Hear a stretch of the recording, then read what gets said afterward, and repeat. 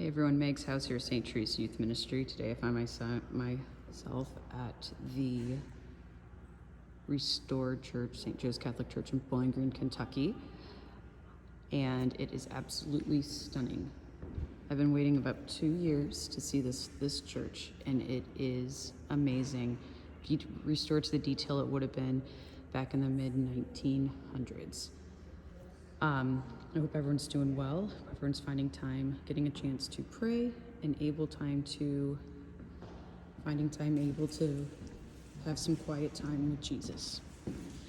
Again, as we wrap up for the year, we want to pray for all of our graduates, whether you're going from middle school, high school to college, but also that you take time to take in, just give time for yourself.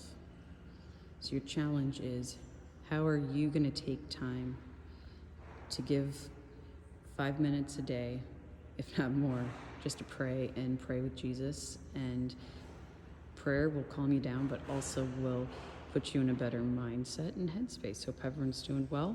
We'll chat with you later. And remember, you are loved, appreciated, respected, and you are amazing. Have a good day.